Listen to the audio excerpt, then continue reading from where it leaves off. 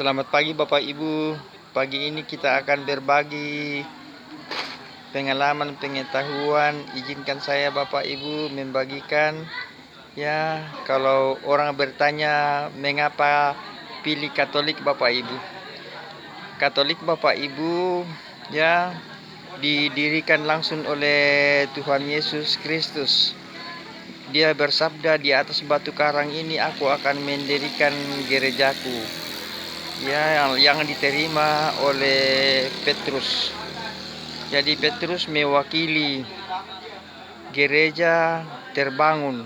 Ya, jadi gereja yang dibangun oleh Tuhan Yesus itu yang diwakili oleh manusia, gereja yang hidup.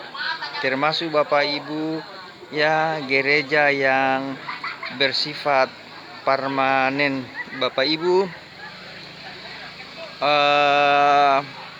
selain itu Bapak Ibu, gereja Katolik mempunyai 7 sakramen. Ya, angka 7 itu ya Bapak Ibu, angka sangat sempurna. Jadi di dalam gereja Katolik kita menerimakan 7 sakramen yang sudah sempurna. Ya, walaupun banyak sakramen-sakramen lain lagi yang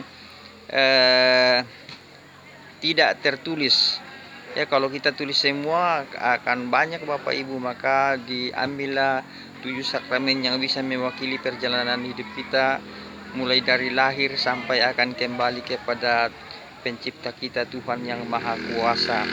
Ya, apa yang biasa belum ditulis Bapak Ibu, misalnya kita mendapat kendaraan, kita doakan supaya kita pakai selamat.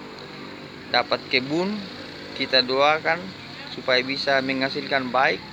Dapat sawah, dapat anak-anak, ya, dapat berkat-berkat yang lain, dapat rumah, macam-macam Bapak Ibu berkat-berkat yang dikasih Tuhan kepada kita. Ya, itu juga didoakan supaya kita mendapat ya selamat menggunakan dan menghasilkan buah-buah. Ya, tentu harapan adalah buah-buah Roh Kudus Bapak Ibu.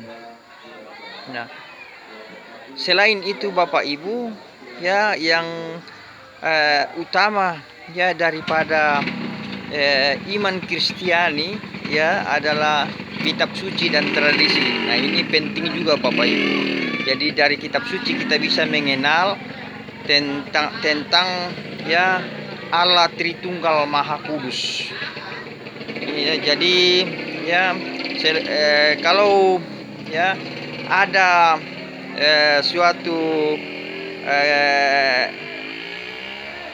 persoalan hukum Bapak Ibu yang didapat oleh seseorang, itu harus 2 alat bukti baru cukup.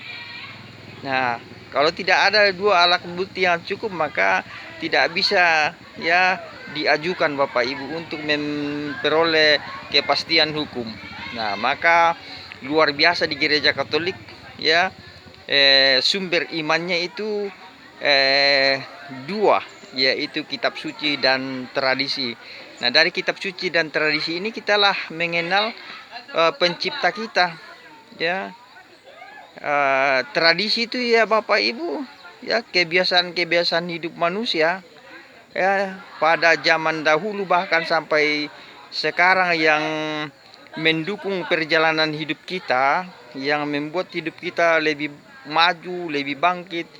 Ya, maka disampaikan secara turun-temurun kepada anak cucu kita supaya dilaksanakan dengan baik, ya supaya hidupnya lebih baik dan sempurna, termasuk menggereja Bapak Ibu.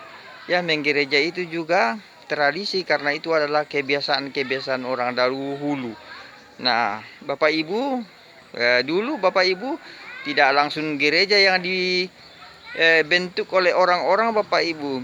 Kebiasaan-kebiasaan aja dulu, biasanya mungkin kumpul-kumpul berdoa. Ya, dari rumah ke rumah, ya dari kolong rumah ke kolong rumah, ya dari tempat satu ke tempat satu.